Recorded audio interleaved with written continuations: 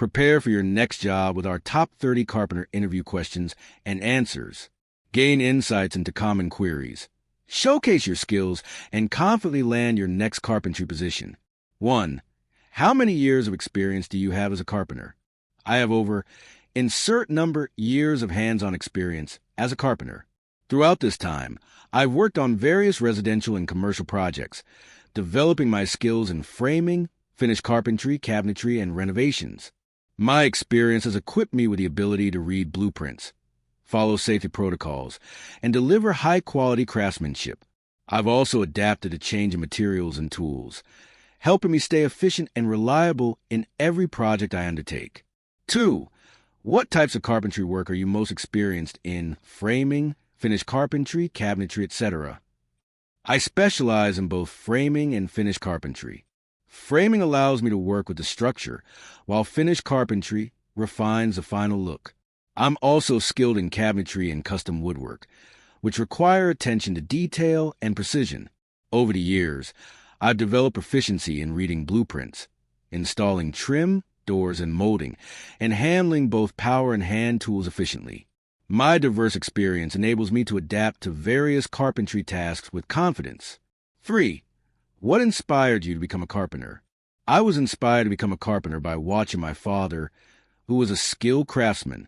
I enjoyed creating things with my hands and seeing the transformation of raw materials into functional structures. The combination of creativity, precision, and problem-solving involved in carpentry deeply appealed to me. Over time, this passion grew into a profession where I could build and improve homes and businesses, knowing my work would serve and support others for years to come. 4. Have you completed any formal apprenticeship or carpentry training programs? Yes, I completed a formal carpentry apprenticeship that included classroom instruction and hands-on experience. The program covered essential skills like blueprint reading, framing, finish work, safety procedures, and the use of power tools. I also received OSHA safety training during the apprenticeship. This structured learning helped build a strong foundation in carpentry and instill professional habits. Since then, I've continued to build on that education through on-the-job training and self-directed learning. 5. What tools do you consider essential for a carpenter, and which ones are you most skilled with? Essential tools for a carpenter include a circular saw, tape measure, level, framing square, hammer, drill, chisels, and a nail gun. I'm especially skilled with power saws, routers, and measuring tools, which are critical for precise cuts and accurate layouts. I also use hand tools efficiently for fine detailing and finished carpentry. My comfort and experience with these tools allow me to maintain a high standard of workmanship on all types of projects. 6. Can you describe a challenging project you've worked on and how you handled it? One challenging project involved restoring a historic home with intricate moldings and outdated framing. The structure wasn't level, and many materials were fragile. I took time to assess the building's integrity, consulted blueprints, and worked closely with engineers and designers. I used specialized techniques to recreate decorative trims and implemented temporary supports to secure framing. Through patience, precision, and collaboration, I was able to restore the home while maintaining its original character and ensuring modern safety standards. 7. Have you ever worked from blueprints or technical drawings? How comfortable are you with them? Yes, I regularly work from blueprints and technical drawings and feel very comfortable doing so. I can interpret measurements, symbols, scales, and material specifications accurately. This helps me plan layouts, determine structural requirements, and ensure compliance with building codes.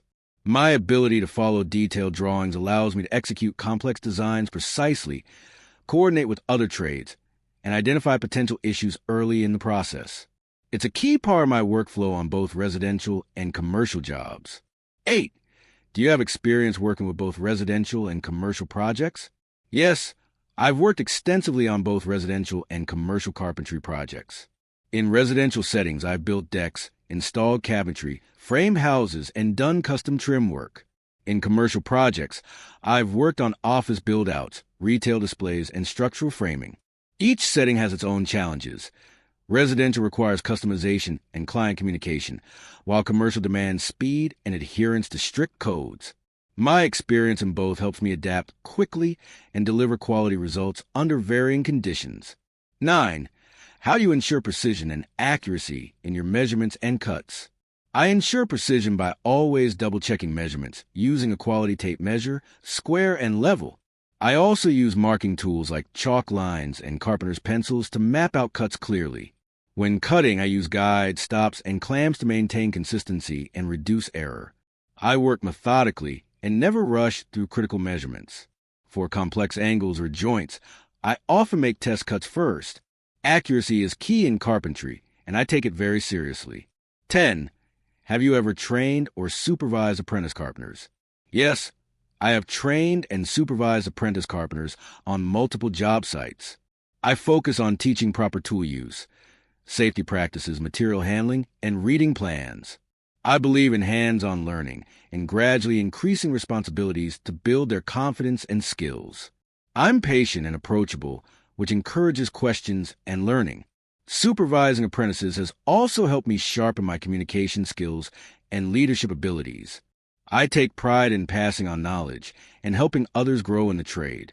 11. How do you select the right type of wood or material for a project? I choose materials based on the project's purpose, location, and aesthetic needs. For structural framing, I use strong, load-bearing wood like SPF, spruce pine fir, or Douglas fir. For outdoor work, I opt for pressure-treated lumber or cedar due to weather resistance. Finished carpentry or cabinetry may require hardwoods like oak, maple, or birch for durability and appearance. I also consider cost, grain, workability, and client preferences. Proper material selection ensures both performance and long-term satisfaction. 12. What methods do you use to join wood, e.g. dovetail, mortise and tenon, screws, nails? I use a variety of joinery methods, depending on the application. For structural projects, screws, nails, and metal brackets provide strength and speed. For cabinetry or furniture, I prefer traditional joinery like dovetail, mortise and tenon, or biscuit joints, which offer a strong and clean finish. Pocket hole screws and dowels are great for hidden joins. I choose the best method based on the wood type, function, and desired appearance, always aiming for durability and precision. 13. How do you handle wood that is warped or damaged? When dealing with warped or damaged wood, I first assess if it can be salvaged. Slight warps can sometimes be corrected with clamping or cutting. If it affects structural integrity or finish quality, I replace the piece entirely. I always inspect it before cutting or installing it, ensuring it's straight and sound. If using reclaimed wood, I account for imperfections and adjust my plans accordingly. Using quality materials and proper storage helps prevent warping in the first place. 14. Can you explain the steps for building a basic wooden frame? Building a wooden frame starts with planning and measuring. First, I lay out the design and cut the top and bottom plates to length. Next, I mark stud positions on the plates, usually 16 or 24 inches apart. Then I cut and attach the stud between the plates using nails or screws. Once all studs are secured, I square the frame, ensure it's plumb, and install any headers or blocking needed. The completed frame is then lifted and secured in place. 15. How do you ensure a structure is level and plumb? To ensure a structure is level and plumb, I use a combination of tools, including a spirit level, laser level, and plumb bob. I check all corners and surfaces during layout and construction. For framing, I secure temporary braces to hold walls in position while verifying alignment. Constant rechecking is key, especially after nailing or fastening components. I also make minor adjustments as needed using shims or realignment. Precision here prevents future issues in construction and finishing stages. 16. What safety precautions do you take when operating power tools? When using power tools, I always wear proper personal protective equipment. Safety glasses, hearing protection, gloves, and sometimes dust masks. I inspect tools before use to ensure they're in good working condition and cords are undamaged. I follow the manufacturer's guidelines, use guard when available, and maintain a clean, dry workspace. I also stay focused and avoid distractions while operating tools. Safety is non-negotiable in carpentry, and I consistently practice caution to protect myself and those around me. 17. How do you prevent splitting wood when driving nails or screws? To prevent splitting, I drill pilot holes before inserting nails or screws, especially near the ends or edges of boards. I also use the correct size and type of fastener for the wood. When nailing, I avoid placing nails too close together or too close to the grain's edge. If necessary, I blunt the tip of nails slightly to reduce splitting. Selecting the right wood type and moisture content also plays a role in avoiding cracks and splits. 18. Have you worked with CNC machines or automated woodworking tools? Yes, I have experience working with CNC machines and other automated tools in workshop environments. I've used CNC routers for cutting complex patterns, signage, and precision cabinetry parts. I'm familiar with preparing digital design files, setting machine parameters, and ensuring proper calibration. Automation boosts productivity and precision in custom work.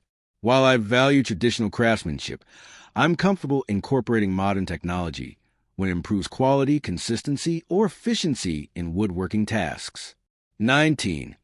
How do you handle staining, sealing, or finishing with surfaces? I start by sanding the surface thoroughly, progressing through finer grits to ensure smoothness. I clean the surface to remove dust before applying stain evenly with a brush or cloth. I let it penetrate and wipe off excess to control color depth. Once dry, I apply sealers or finishes like polyurethane, lacquer, or oil, depending on the project's use and desired look. I always apply in thin coats, sanding lightly between layers for a durable, polished result. 20. What's your experience with installing trim, molding, or cabinetry? I have extensive experience installing trim, molding, and cabinetry in both new builds and renovations. I use precise measurement techniques and miter saws to ensure clean joints, especially for crown and base molding. I've installed custom-built cabinets, adjusted for uneven walls or floors, and mounted trim around windows and doors for a seamless finish. My attention to detail ensures that everything aligns correctly and enhances the room's appearance. I take pride in neat, durable, and aesthetically pleasing installations. 21. How do you handle a situation where a project isn't going as planned? If a project isn't going as planned, I pause to reassess the situation and identify the root cause, whether the measurement error, design issue, or material delay. I communicate openly with the client or supervisor and propose practical solutions. This may involve adjusting the timeline, redesigning part of the build, or sourcing alternate materials. I stay calm, flexible, and focus on problem solving. Being adaptable and solution-oriented ensures the project gets back on track efficiently and professionally. 22. What would you do if you notice a structural issue in a building you were working on? If I discovered a structural issue, I would immediately stop work in the affected area and report it to the site supervisor or relevant authority. Safety is my top priority. I document the issue, assess a potential risk, and avoid further compromising the structure. I then assist in finding a resolution, whether it involves redesigning, reinforcing, or bringing in an engineer. Addressing structural concerns early prevents accidents and ensures the integrity of the entire project. 23. How do you ensure a safe work site for yourself and others? I ensure a safe work site by keeping tools organized, materials properly stored, and walkways clear. I follow OSHA guidelines, wear appropriate PPE, and make sure others do the same. I inspect ladders, scaffolding, and equipment regularly, and I clearly mark hazardous areas. Communication is key. If I see a potential risk, I alert the team immediately. I also promote a culture of safety by leading by example and encouraging everyone to prioritize health and safety on the job. 24. Have you ever had an accident on the job? How did you handle it? Yes, I once had a minor hand injury while using a nail gun. I immediately stopped work, cleaned and bandaged the wound, and reported it to my supervisor as per protocol. I filled out an incident report and sought medical evaluation to ensure there was no deeper damage. After recovery, I reviewed the incident to understand what went wrong and reinforced safe handling practices. Since then, I've been even more cautious, ensuring I never take shortcuts with safety. 25. What steps do you take to minimize waste when cutting materials? To minimize waste, I plan cuts carefully by measuring twice and marking accurately before cutting. I optimize the cutting layout on materials to use full lengths efficiently and reduce scrap. I often use software or templates to map out cuts on larger projects. Leftover pieces are saved for smaller cuts or patchwork. Additionally, I use quality tools to ensure precise cuts and avoid rework. Reducing waste not only saves money but also promotes sustainable construction practices. 26. How do you manage deadlines when working on multiple projects? I manage deadlines by creating a detailed work schedule for each project, breaking down tasks into manageable segments. I prioritize tasks based on urgency and complexity and allocate time accordingly. I communicate regularly with clients and team members to adjust timelines if delays occur. I stay organized using planning tools and ensure that materials and permits are secured in advance. Time management, planning, and communication help me meet deadlines without compromising quality on any project. 27. Have you ever had a disagreement with a supervisor or coworker? How did you resolve it? Yes, disagreements occasionally happen on job sites. I always aim to resolve them professionally by listening to the other person's perspective and calmly expressing my viewpoint. Once, I disagreed with a coworker on the installation method for a frame. We reviewed the blueprint together and consulted the supervisor to reach a mutual decision. I believe respectful communication and a focus on the project's best outcome can resolve conflicts quickly and maintain a positive working environment. 28. Are you comfortable working independently, or do you prefer team-based projects? I'm comfortable in both settings. I work well independently, managing tasks efficiently and making decisions confidently. I enjoy the focus and responsibility that solo tasks require. At the same time, I thrive in team environments where collaboration and communication are key.